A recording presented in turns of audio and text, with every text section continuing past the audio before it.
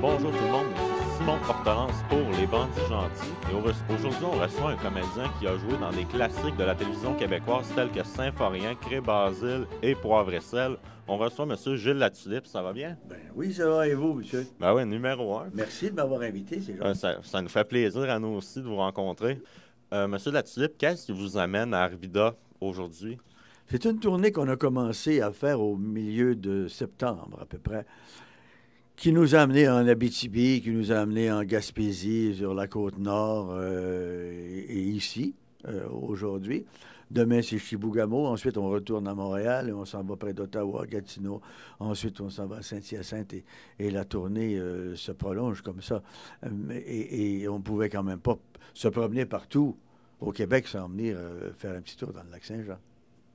Ben, merci beaucoup. Alors, on va commencer avec nos premières questions. Vous avez rencontré M. Olivier Guimont qui a orienté votre carrière vers le théâtre burlesque sur le plateau de l'émission Le Zoo du Capitaine Bonhomme, diffusée sur Télémétropole dans les années 60. Quel est votre plus beau souvenir de M. Olivier Guimont? C'est-à-dire que je vais vous dire que je ne l'ai pas rencontré la première fois dans le Zoo du Capitaine Bonhomme.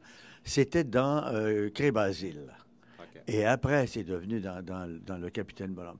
Mon plus beau souvenir que j'ai avec Olivier, c'était de passer toutes ces années avec lui. Être avec Olivier, le voir jouer, c'était un cours de théâtre, dans le fond. On n'avait qu'à regarder, qu'à écouter, puis à suivre ce que le gars faisait. Et c'était ça.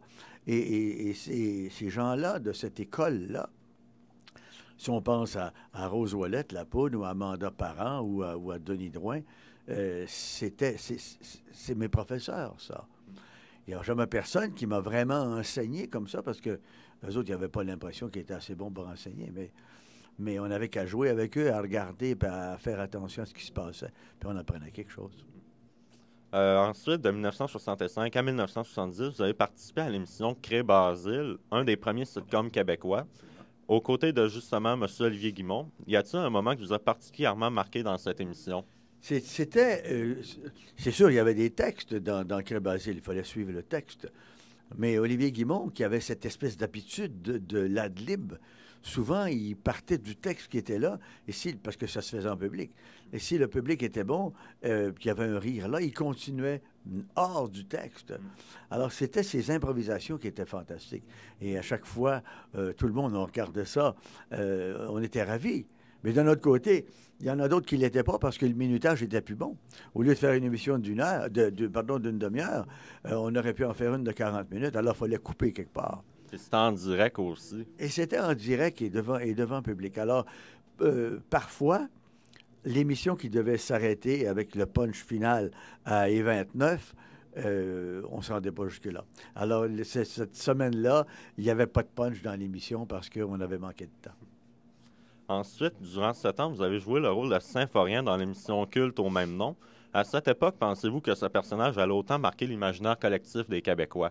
Bien, c'est-à-dire personne y avait pensé, parce que Symphorien est né dans l'émission Cré-Basile. Et c'est parce que dans cette émission-là, que je devais faire qu'une seule fois d'ailleurs, avec ce personnage-là, le lendemain, les gens ont téléphoné. C'est un personnage qui est drôle, on veut le revoir.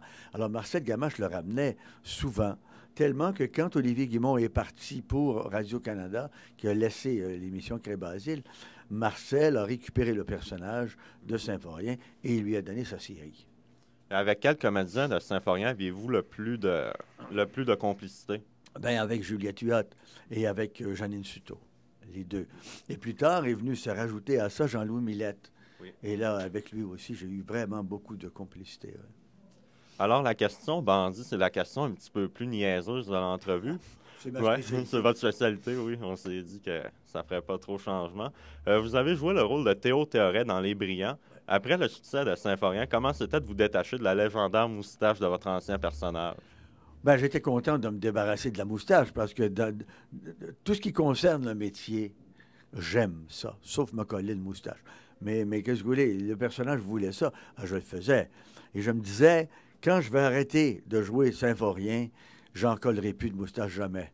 Mais pas beaucoup plus tard. J'ai joué dans Poivre et Sel, et là, j'en avais toute une moustache. Puis non seulement je collais la moustache, je collais la perruque en plus. J'avais 2 fois plus de colle qu'avant, mais j'étais content. Justement, vous parliez de Poivre et sel. Vous avez tenu le rôle d'Hector Potvin dans l'émission Poivre et sel. Quelle sorte de complicité aviez-vous avec Mme Janine Souto? Ah ben c'est grâce à elle si j'ai accepté de jouer le personnage. J'avais 45 ans quand on m'a demandé de jouer Hector Potvin, qui lui en avait 72. Et je me demandais, j'hésitais, je me demandais si j'allais être capable de faire ça, que ça soit crédible. C'est ça. Alors j'ai appelé Janine Souto, je lui ai dit, écoute, Janine, on me propose tel personnage. Qu'est-ce que tu en penses? Sois honnête, est-ce que tu penses que je peux faire ça? Elle dit oui, il n'y a pas de problème, les maquilleurs sont bons, ça va très bien passer. Alors c'est grâce à elle que j'ai accepté, parce que j'avais confiance en Janine, j'avais confiance en son jugement, et je l'ai accepté. Et tout le long de la série, je m'accotais sur Janine, parce qu'elle était plus proche du personnage que moi, dans le fond. Et ça s'est très bien passé. D'ailleurs, j'ai toujours eu une complicité pas mal intéressante avec Janine Souto. Okay. Ouais. Et par la suite, vous avez co-animé l'émission Les Démons du Midi en compagnie de Suzanne Lapointe. Ouais. Comment c'était d'animer 1050 fois une émission de variété quotidienne en direct? Bien, comment c'était? C'était différent à chaque fois. À chaque fois, il y a... Dans une émission comme ça, en direct, il ne peut pas y avoir de routine. Et il faut qu'à chaque jour, ce soit une émission nouvelle, avec des gags nouveaux, avec des invités nouveaux. À tous les jours, c'était un happening, dans le fond. Alors, on aurait pu faire ça encore longtemps. Je pense que les gens ne se seraient pas tannés de ça parce que c'était jamais la même chose. Mais nous, elle et moi, après 1050, après quand même, c'est 5-6 ans, on était fatigués un peu et on aimait mieux quitter les ondes pendant qu'on était encore populaire que de faire une année de trop. Ouais.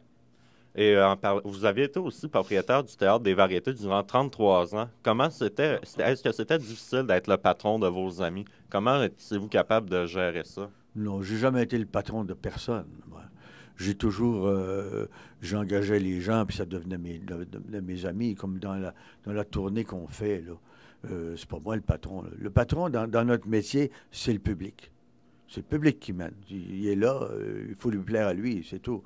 Non, j'ai toujours engagé les gens que j'ai voulu, avec qui je voulais travailler. Heureusement, dans toute ma carrière, on m'a jamais, ou presque jamais, imposé de jouer avec des gens que j'admirais plus ou moins. Alors, j'ai eu cette chance de choisir mes partenaires la plupart du temps. Okay. Parmi tous les rôles que vous avez tenus dans vos 50 ans de carrière, lequel considérez-vous comme le rôle de votre vie? Je pense que le rôle qui a marqué le plus, c'est Symphorien. On m'en parle encore. C'est sûr que Poivre et sel aussi, pour une certaine génération, ça a été important.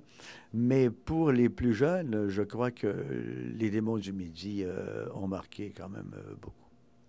Et présentement, quels sont les projets qui vous occupent? Bien, les projets, c'est de préparer la nouvelle saison de théâtre d'été de Drummondville. Je ne sais plus si ça va être la 17 ou 18e saison, je ne sais pas. Mais c'est d'avoir d'abord un bon texte et de préparer une bonne mise en scène. Et c'est de passer un été agréable à Drummondville, encore une fois. Et de finir la tournée qu'on fait dans le moment. Il faut finir ça bien, en beauté. Et c'est ce qu'on s'applique à faire dans le moment. Ben, je vous remercie beaucoup, M. Latulippe. C'est moi qui vous remercie, M. Ça nous a fait plaisir.